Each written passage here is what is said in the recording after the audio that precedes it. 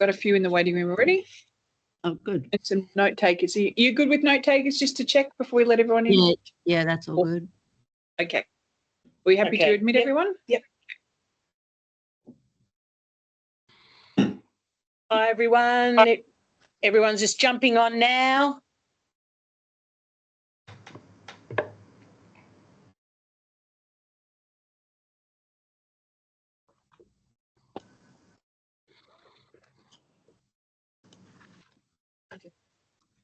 Yep, just letting everyone. Yep. Excellent. Everyone's on time. Fantastic. Oops, I can hear myself twice. Yep. Let's just fix that. I know I love the sound of my voice. You said it, not me. Maybe twice. We're just muting and admitting. Hi, Doug. I can see you.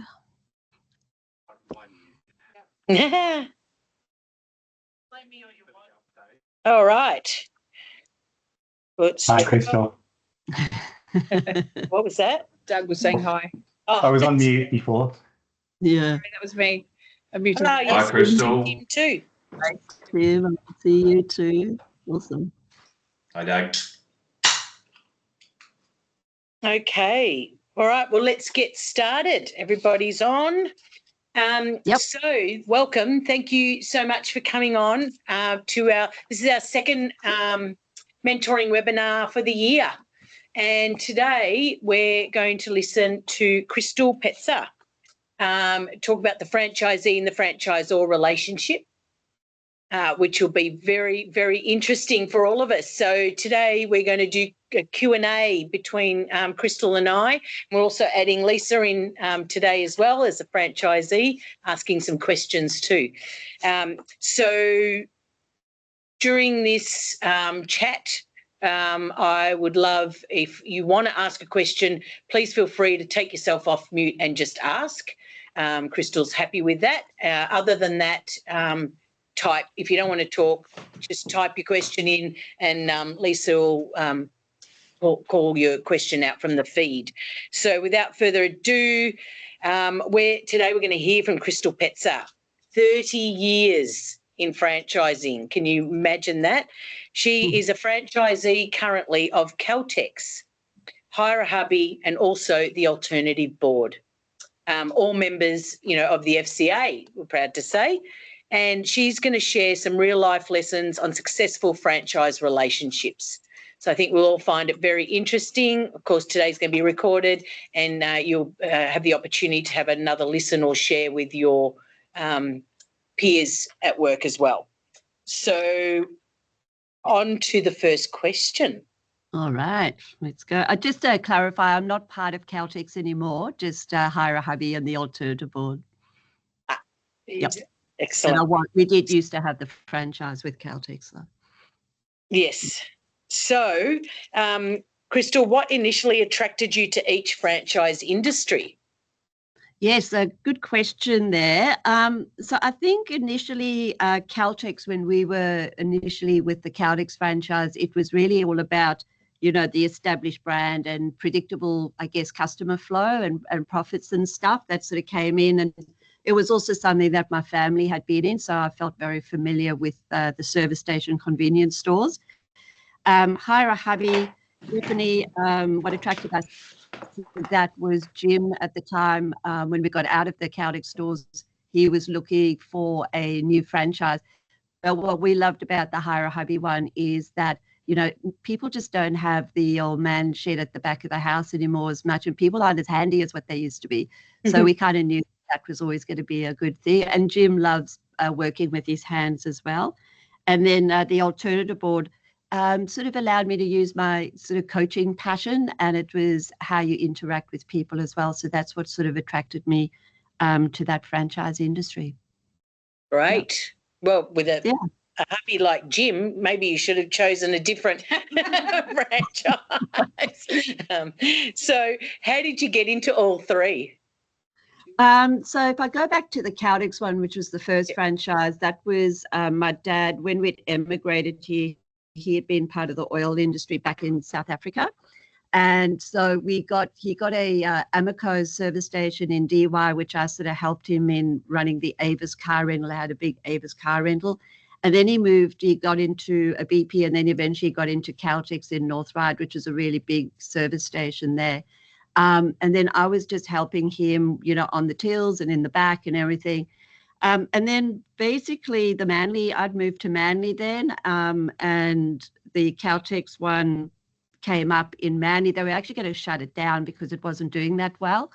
And then my dad and we chatted to Caltex, and they decided to keep it and put me in it. And I was probably one of the first female, or probably the second female franchisee that they ever had too. So that was exciting. And that we built that up, and then they renovated it, and it became it became the first 24-hour service station convenience store in Manly at one time. And then the Hire a Hubby one was when we got out of, I actually then worked in head office Caltex for about 8 years. And during that time, they allowed us to keep the Caltex franchise. We had 3 sites at one stage, and we went down to 1.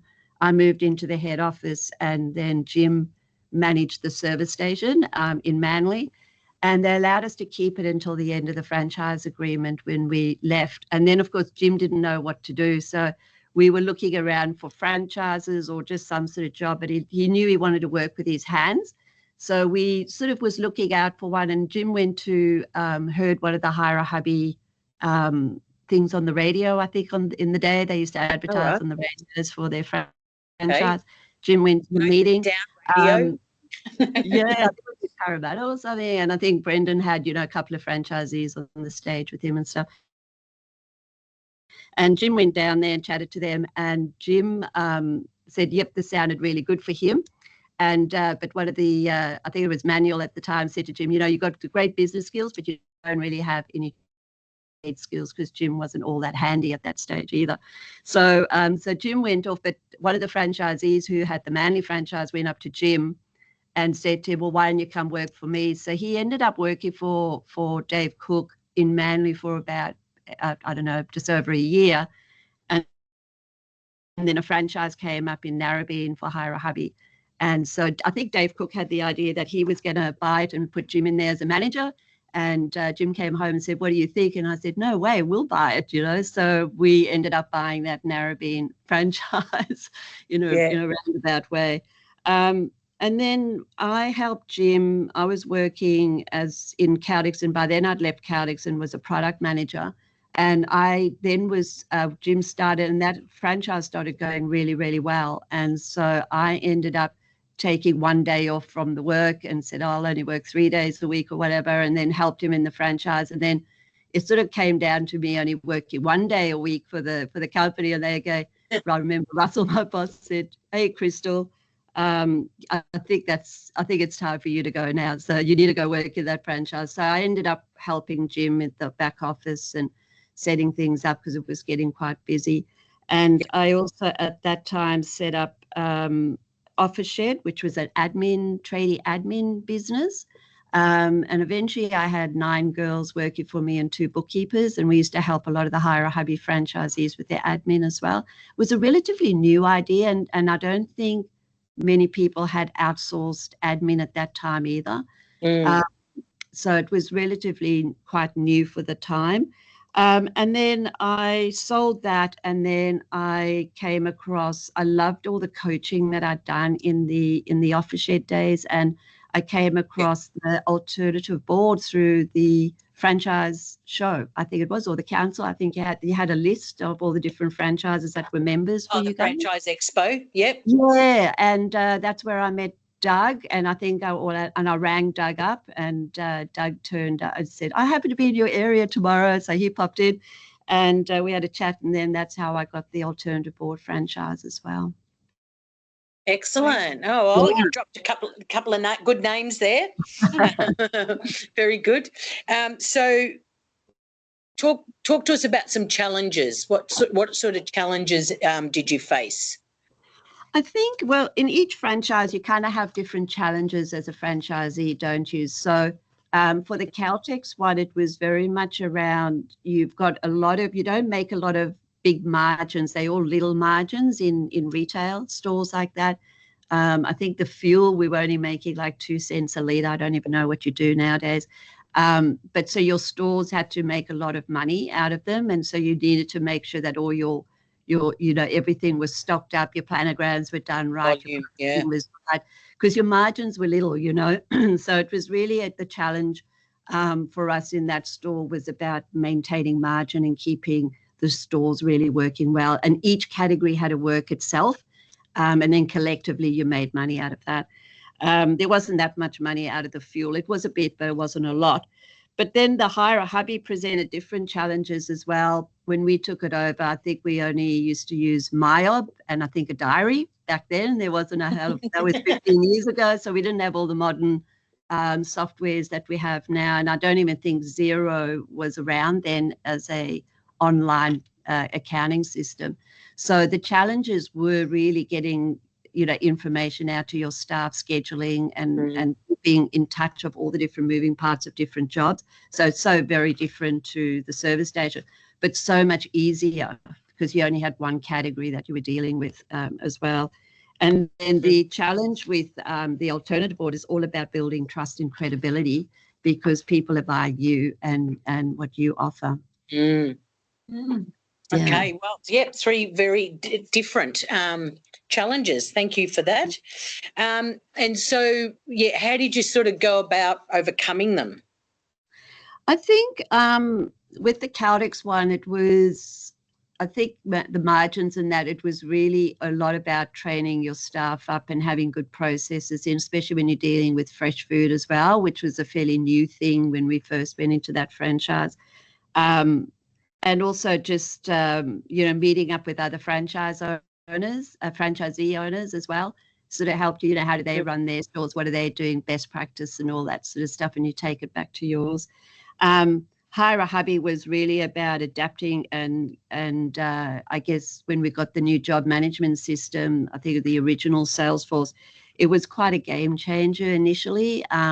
So to have everything all in one place on a computer was just so much better than a whiteboard or a traffic light system on an Excel spreadsheet and all that sort of stuff. So that was a big game changer for us. And I guess Tab, is just we've got fairly good back office systems and stuff, like portals that we could use with our clients and all that sort of information. It's really about adapting and keeping up with the market trends and changes in business as well. So and I think with Tab we do that quite well. So with the alternative board. Excellent. Good, very good. So I guess I'd be remiss by not asking, why did you join the FCA? I think I just love, even working, across the franchises, I like a bigger picture. So for me, like Jim, my husband, he's very happy just with this. He just loves doing what he does and stuff. But for me, I like to be part of something that's a little bigger and to be part. So I think, and the FCA for me, I think from a franchisee's point of view is we need a body like this for franchises to be part of, because as a franchisee, it's important that franchisors are part of something like this. So otherwise it would just be all scattered, wouldn't it? And for me, it was always about, and so I thought I'll just be part of the FCA as well and get to know a bit more about it. And I know franchising so well that it's a natural sort of flow for me to move into, to be part of. Excellent. I love that. And did you used that, in networking or, meeting up with people, coming to our events? Yeah, I think so. It'd be lovely to see more franchisees at your events. So I know it's more about franchisors and that's why you run it. But it would be, I've always felt like the franchisees, I suppose a lot of them don't really care because they've got franchisors that look after them or you network within that group. But I think it would be nice to see more franchisees being part of the FCA. I don't know how you do that or how you get them on board. I know Tim Horbury, he's part of the Adelaide alternative board, and he's unusual as well, right? So he loves being part of the FCA, but he's unusual. Like you don't often see people like us being part of this sort of thing, really. Yeah. I agree with you there. I mean, one step forward this year in October at our National Franchise Convention, we are starting the day one with legal symposium, as we all do, but concurrently with that will be the multi-unit summit on the same day. So that will be promoting more franchisees to attend as well. So, yeah, very excited to see, what like outtake we get, like how many franchisees we get to that as well. I think over to Lisa if you want to ask another question. I relate a lot to you, Crystal, because my first job was my family business pumping petrol in a service station. So my family owned a Delta. It used to be Delta service station, and then it became a Shell. And that was my first job upbringing, was learning the trade and learning how to do all the readings and all of the markets. So that was my first job without even realising franchising world. It was my first job as a family. But also we run a franchise, we're franchisees, as we said earlier. So my question to you is, from a franchisee's perspective, what makes a franchise successful to you? That's a good question. I think it's really about good communication. I think that communication coming from the head office back down to the franchisee is so key, isn't it? Because it can affect, especially in the retail world, that can affect you quite a lot with different products and fuel pricing and all that sort of stuff. But I think structured systems as well is something that franchises are known to do well. But I think that is such an important part. And it's maintaining that and having that being able to communicate, whoever is running those systems or structures, being able to communicate with them, because sometimes different franchisees will use the different structures and systems differently. Some will be big users, some will be very little users.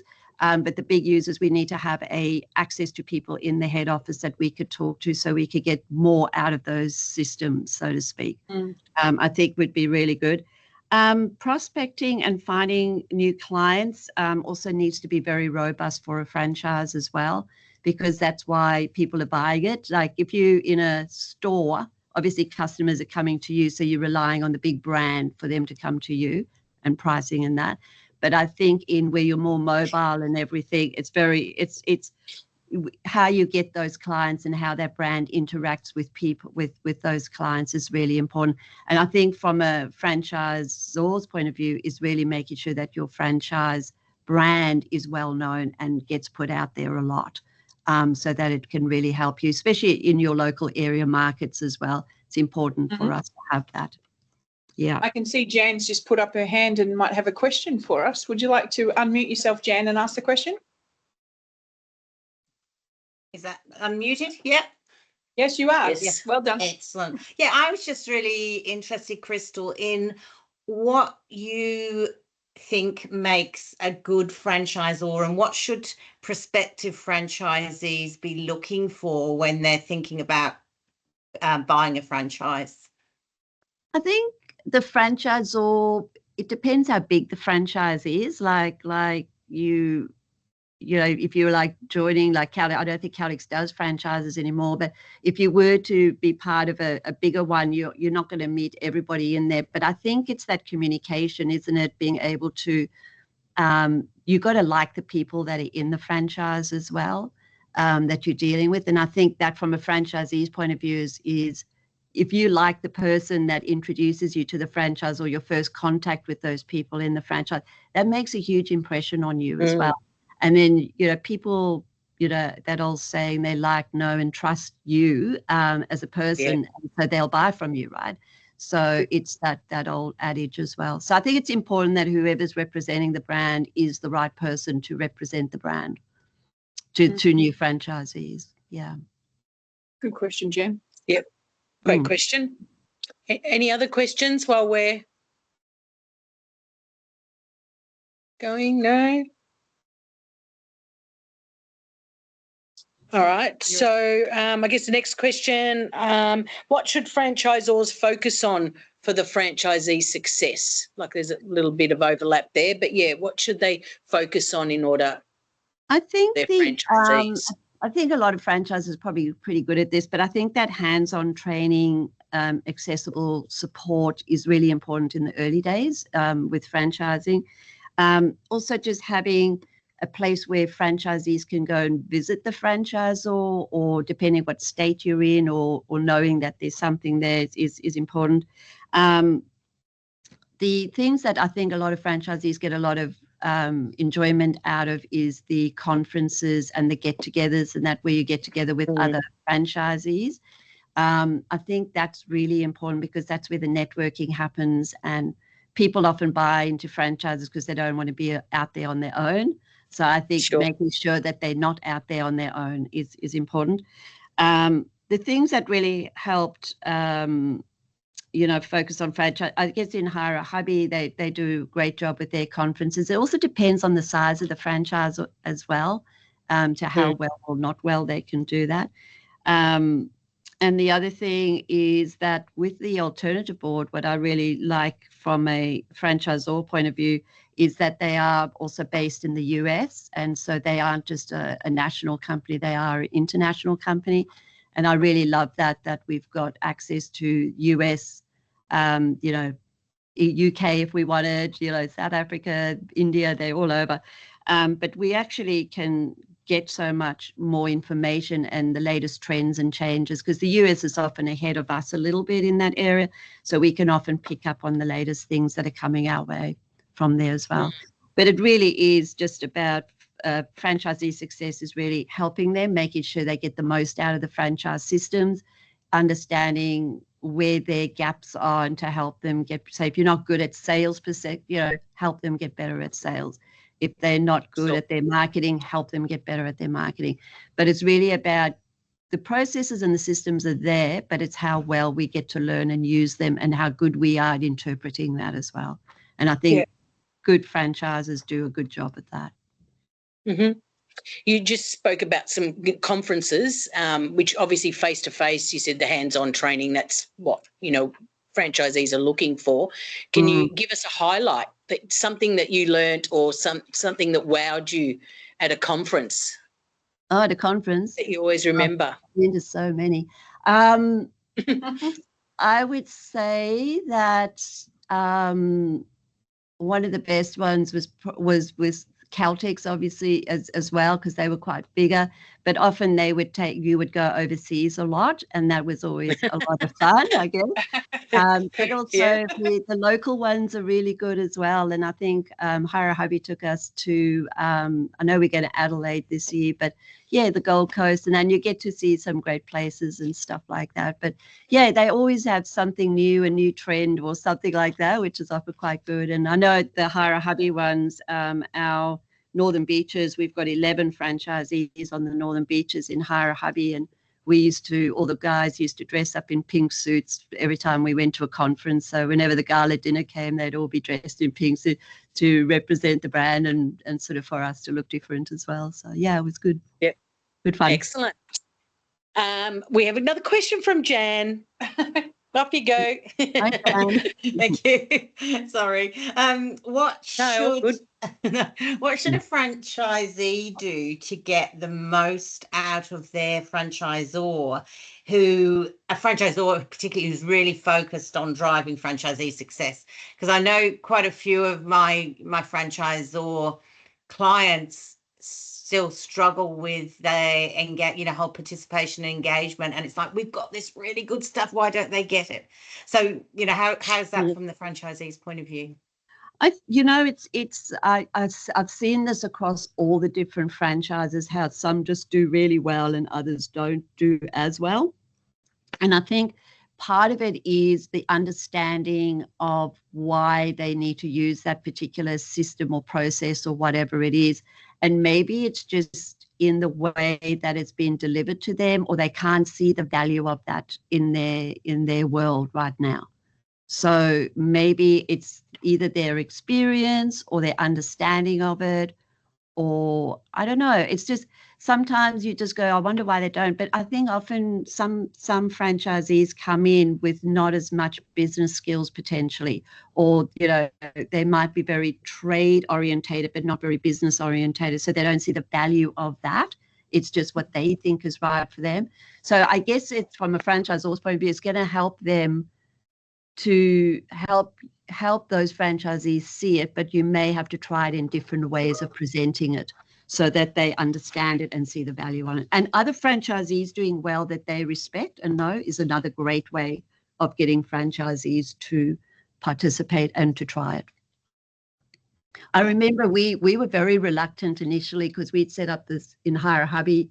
We'd set up this great system in the back office using, Excel spreadsheets. So we had traffic lights going on with all the different jobs and everything.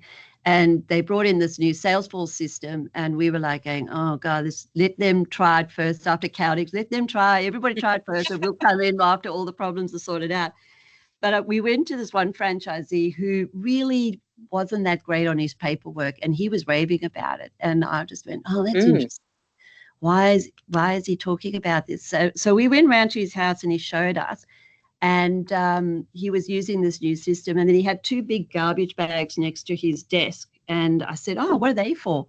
And he goes, oh, this one's for my quotes and this one's for my invoices. And he still used to do it all paper and still use the system. And I said to him, man, if this guy could do it, we could do this so much better. So that's how we sort of got on board with the new system. So having Ian actually doing it, and I thought he was doing it so much better, and he wasn't. But I just thought, man, if he's embracing it, we should be embracing it. So that's how that got us over the line. Great, Mel. Good, yeah, good answer there. So thinking of franchisors, why privately owned franchisors stronger than publicly listed ones? Give us a comparison? I've been like the Alternative Board and Hubby are both privately owned. So obviously that's different. When I was in Caltex, they changed over to being public. They went from, I think it was the Ampol, then we were Caltex, then we became Ampol, and then I think it's now back to Caltex again. The difference is, I think, when it is public, is that sure, we all get to benefit in getting shares and everything. But the focus internally in a franchisor's world can change that the franchisee is no longer the main point, is that the stakeholder then becomes the shareholders, right? Uh-huh. And so the focus internally then becomes more about profits and how do we distribute it to the shareholders potentially, instead of, say, profits being put back. Whereas the private, you can move your profits wherever you like, right? Whether you want to invest in new things in the business or whatever it is. And I just think sometimes that just that focus and that change can be quite different for a franchisee too, because the shareholders in a public company are a very important part of that business. So it's just something to think about. It was a really interesting changeover and a mindset change for us as a franchisee in there too. And then working in the head office, I really realized how important the shareholders were to the company, because without them, it can make a big difference. Yeah, good. That was very, very well put. On to another topic. How did having a physical office help your success as a franchisee? Because now COVID has, a lot of changes are afoot as far as where people are working. I guess most of the franchises that I've been with have all had an office space, but I think it's important. It's a great brand. When you could go to an office and that they've got the brand, that it's a point where everybody can come and meet and go from, and that. So if you do have like team meetings or whatever, you know that there's the office that you can go, and you can meet all the people that are part of that franchise in one place as well. So if you do go visit, you can meet, the person who's in the marketing department or the person who whatever. I know post-COVID, a lot of people don't have everybody in the office anymore, but that was also a great way as a franchisee. You get to meet and see a lot of the people behind the scenes that you need, that help you, that you then build a relationship with as well. And I think as a culture, having a office that people can go to and visit and be part of is from a cultural point of view, I think it's a really good thing. That's just my views on that. Yeah. Love it. Yeah. Great. I might ask Lisa Me? to ask a question. Sure. What are your thoughts then, Crystal, on the size of franchise networks and how it impacts support and community? Yeah. So I think obviously the larger the franchise, the bigger, they have the brand power, obviously, the larger you are and you've been around for a long time. But but sometimes the larger franchises can also lose the personal touch initially. It can sort of change. Smaller networks, like the alternative board are a lot smaller, but can be a lot more supported and connected as well. So it just depends on that. But your return on your investment, if you're in a large one and say you're wanting to sell a franchise and there's more franchises out there that are being sold, and say you want to get out and you want to sell, obviously the larger the franchise and the more popular the franchise, the better returns you're going to get on your selling, or it'll be easier to sell your franchise if you wanted to. But whereas if it's the smaller franchise, it becomes a lot harder because that brand is not as well known out there potentially. Is how I sort of see that. And it's also what's interested me too over the years is how different every franchise is at selling and how you sell it and how they do their the franchise agreement. Like some will give you a fresh 10 years when you sell, like in Caltex, whatever. If you had only 3 years left, like you only sold those 3 years left, and then it was up to that new person who bought it, obviously with the approval of the franchisor, whether they would get the new fresh 10-year lease or whatever the new franchise agreement was.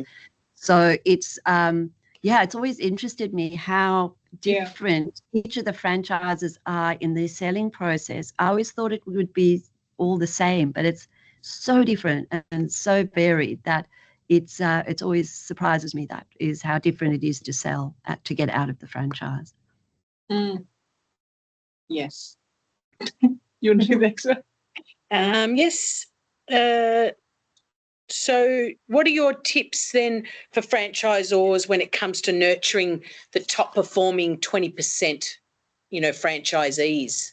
Yeah, so this is an interesting one for me as well, is that obviously in every franchise you have your top performing. It's that 80-20 rule, right? 80% are like, here, 20% will give you a certain amount.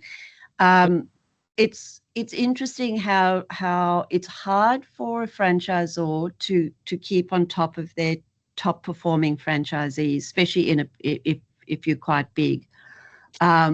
It's because the majority of the franchisees need their help more than, say, that top 20.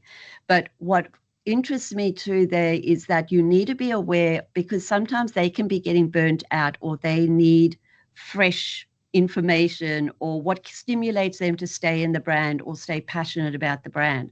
So how do you do that for your top 20? Because they are moving at a much faster pace and probably challenging the franchisor in different ways because they could see the benefits of doing something differently or better or whatever it is to make the franchise better. But it's not. But I understand why they don't focus on that, because they have to bring the whole of the group with, you know what I mean? You can't just have runaway groups going everywhere. I get that. So it's a tricky one, that, and I think it's important to keep an eye on that because I feel they often do get neglected a little bit.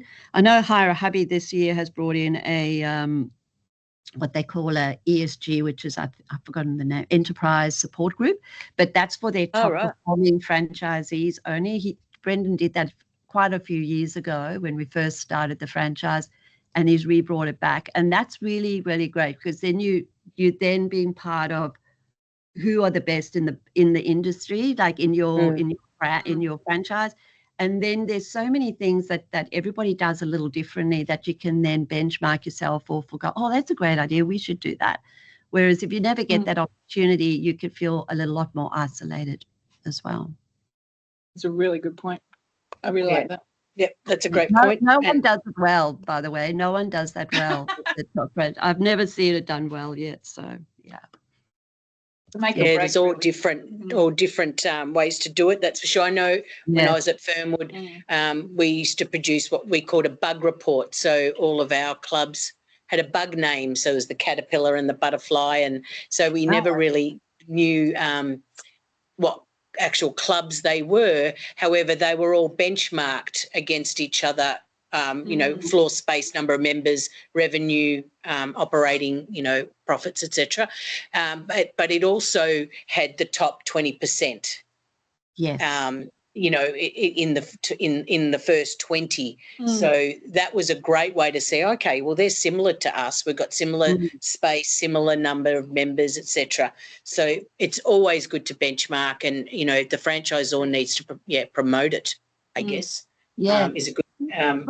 I guess because they're doing so well, they might be challenging the systems a little bit or whatever it is, but they might have some really great ideas that the franchisor could get, So if they are often the ones that might have a lot more new things that could be of benefit to the franchise as well. So and some different ideas. If they're open to that. Yes, absolutely. And so I've just got to. There may not be, and that's okay too. But it's how do you stimulate them? Because often I've seen that the top franchisees will often leave and go into something new or different because they need that stimulation, or maybe they've just done what they thought they could do in that. But then how do you retain them? How do you keep them? Because they're good for the brand and they're good for the other franchisees as well. It's really good. Yeah, I guess multi-unit might be the next step.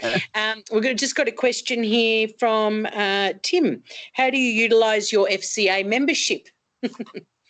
Thanks, Tim. How do I use mine? I was on the New South Wales committee for a little while there a few years ago, pre-COVID, I think that was. I don't use it as well as I should. But I see that New South Wales are now bringing back face-to-face meetings and more meetings and more. I think COVID really knocked everything around as well. And I think it's like post-COVID now, it's good to see those more face-to-face meetings happening and more regular things, and the expos and all that sort of stuff are always good. So I definitely like participating in that. But I think it's it feels like the momentum's getting back up again, and there's a lot more to do and go to and stuff, which is good to see. So that's what always kept me interested as well. And another way is you're on our mentoring webinar program. I saw your email come through, I think late last year, and I went, oh, that sounds really interesting. So, yeah. So thank you. Yes. And I think we've got something coming up. What have we got on Thursday, Lisa? We have a New South Wales afternoon tea. They don't do breakfast. They do afternoon insights. Yeah. So that's going to be great for the New South Wash people. Yes. That's what they call them. And for Tim's benefit, the South Australians have got their breakfast on next week, which I'll be attending. Yes, I'll be in New South, and Helen and Jay will be in where are you? SA.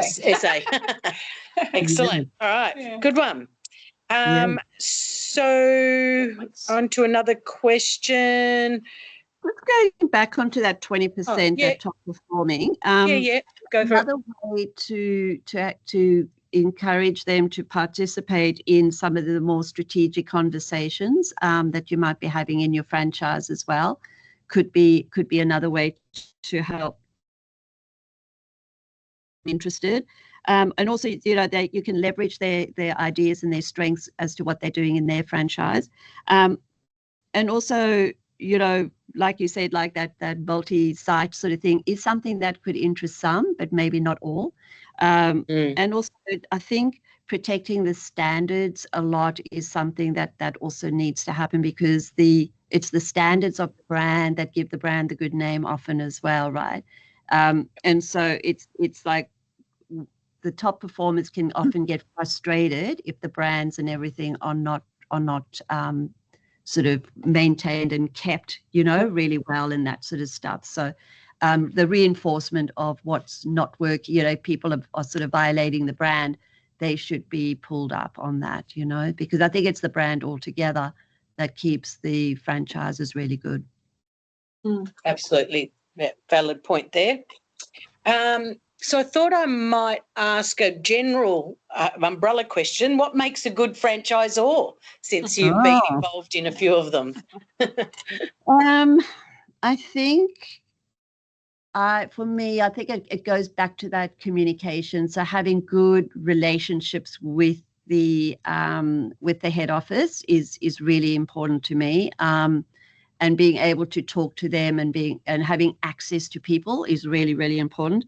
Regular site visits or even Zoom-in calls or whatever it is, that sort of thing. I think keeping in touch with them, like we've found over the years in different franchises, like because you're doing well, that they often may just ignore you. You know, that oh, well, they're doing well. I'm so busy with all my other stuff. But I think still check in. I think, you know, a good franchisor should still check in with their performers.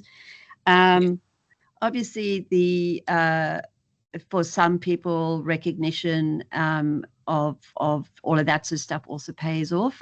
So if people are doing the right thing in the brands, I think recognition from a franchisor, that's always important. I think that's important in any business, isn't it? You know, that recognition and getting together. For me, I'm a social person, so I like that. That's probably also with the FCA. I like that social interaction with people. But I think for those people, it's important to have those get-togethers and those opportunities of where you can get together with fellow franchisees and you really have to talk and, you know, discuss different things. And where we can all learn a lot from each other as well. And I think the latest of what's happening in each of our industries is such a big thing now, and with the way AI and everything else is coming into play, it seems to be like a train that's just gathering speed really, really fast. And I think this is going to be a big challenge for franchisors moving forward. Is how do we embrace all of this in each of our different industries, and how can we take advantage of that? Because I think that's coming at us from all angles as a franchisee, from, you know, whether you're using ChatGPT or whether you're using some, you know, other stuff that's coming in. There's new softwares out there that are offering far more superior, you know, AI, you know, enhancements to what we may be currently using in our current environment in our franchises. And so that's going to be a huge challenge, I think, for both the franchisees and the franchisors in managing expectations, and also how do we keep growing and getting the best of what's in the business for our franchises, and how do we use those? Because you don't want everybody going off on different things. So I think that's going to be a really big challenge coming up. And it seems to me like every day there's something new and something new being sold to you about how you could do this, especially in marketing and stuff.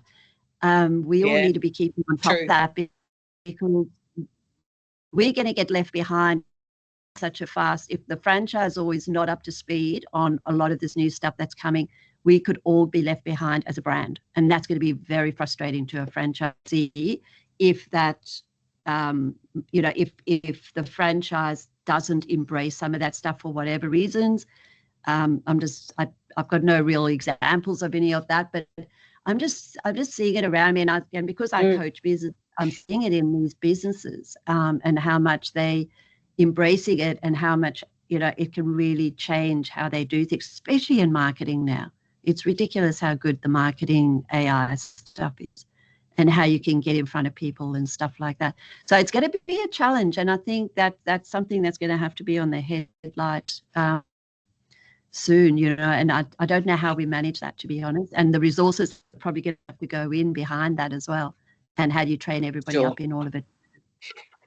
Yeah, well, it certainly is a hot topic, at the moment, and I know it, or NFC, we do have quite a few panels set up for those topics with the franchisors.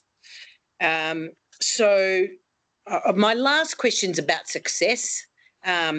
So beyond profit, how should success be measured?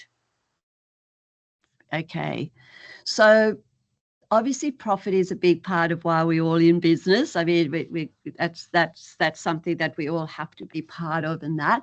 But profits isn't always everything that some franchisees can go in there and like, it's not always about the profits that sort of motivate them to get them going or to keep them there type of thing. So I guess the satisfaction, franchisee satisfaction, I'm not sure how you would measure that. I know you measure your staff and you're having your staff meetings and that, but I think your franchisee satisfaction somehow needs to be sort of monitored and sort of also being aware of across the whole of the franchise, and just being aware of that and making sure that you haven't missed anybody, or somebody who might be a top performer may not be that satisfied, and how do you keep them satisfied, you know, as well.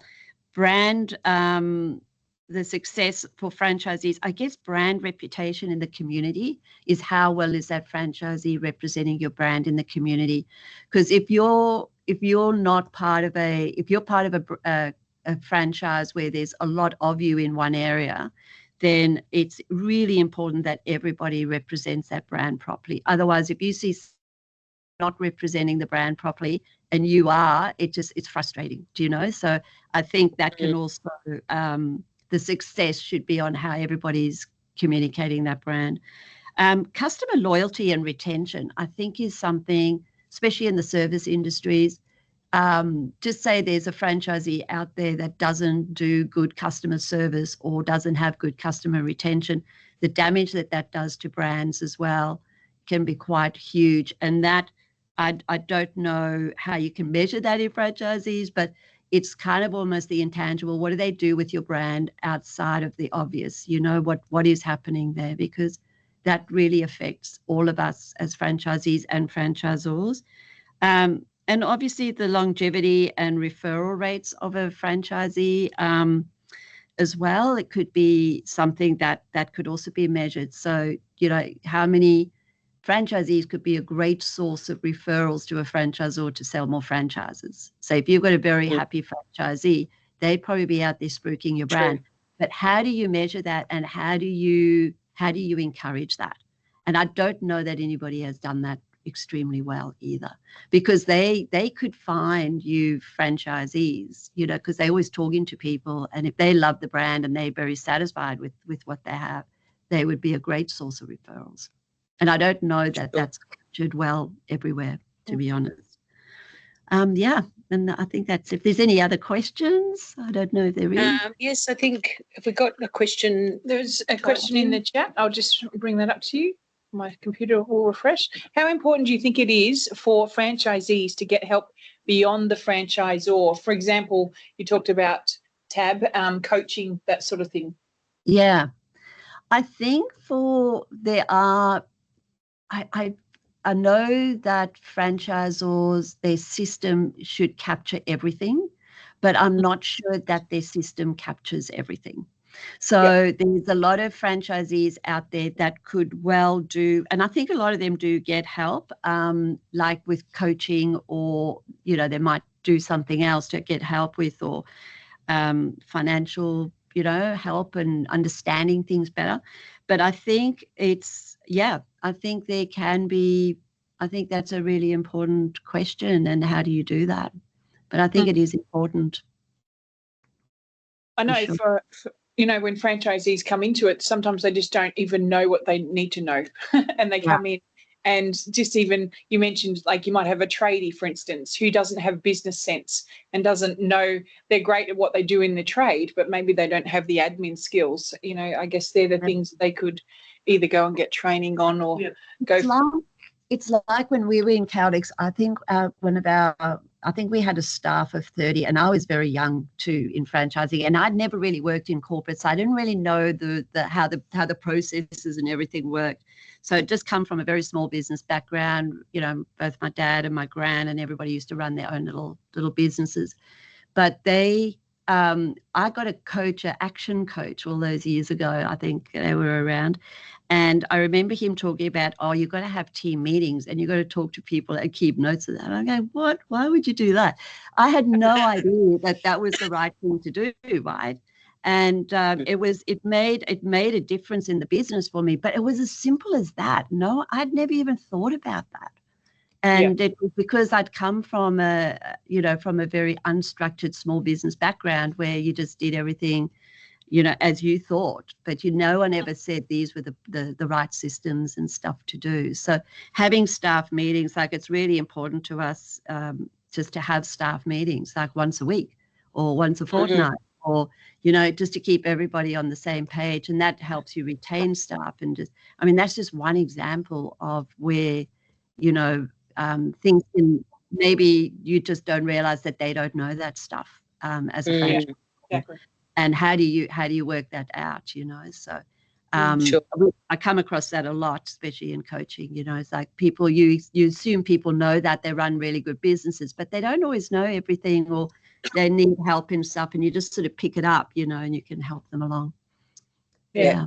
Really good. They're good little light bulb moments. Absolutely, sometimes.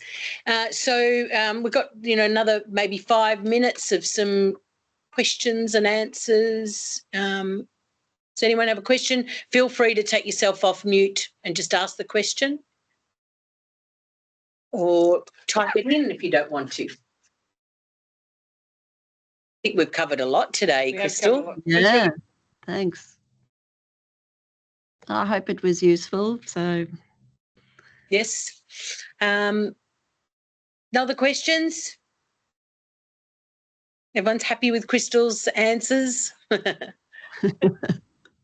But Probably good representation of all things franchising and yes. Oh, yep, we've got very interesting. Yes, it was. Yeah. It's such a great story, hearing how you can actually meld more than one franchise and be a part of, across your life. You've got 3 there. I think that's amazing.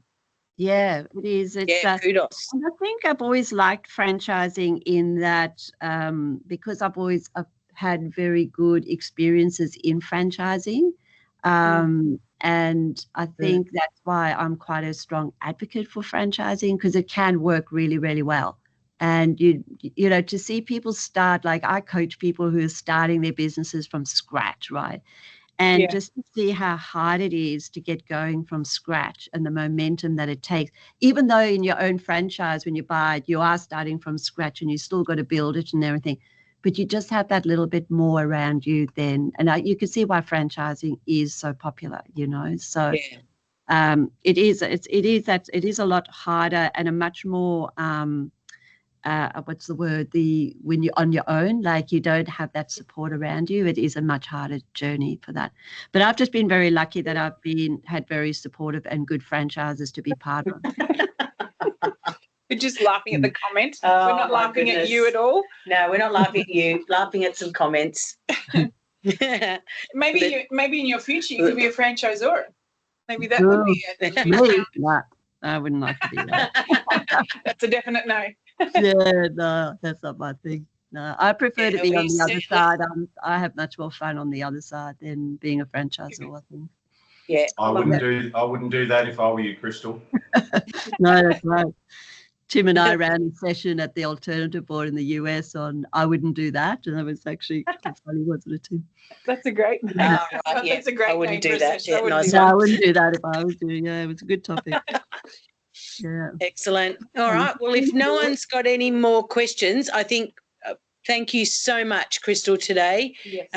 Just all different angles, all different, interesting topics that we just spoke about and heard from you. So thank you from all of us to you. Thank you very much. Yeah, thank you. We've got some little positives there. Thanks, Barry. Thanks. Thanks, our Crystal. next mentoring session coming up on your screen now is on Tuesday the 27th of May. So make sure that's in your diaries. I'll send the invite out and also send the recording of today. Our host is ProVendor, one of our franchisors, and the topic is working in your business versus working on your business. Ooh. And how to create the successful balance. So bring your seesaws with you to do that day, and we'll have a bit of a balancing act. Thank you very much, everyone. Appreciate your time. Have a great rest of the day, and see you next month for mentoring. Thank you, everyone. Thanks. Bye. Thanks, Thanks, everybody. Crystal. Thanks for listening. Bye. Bye.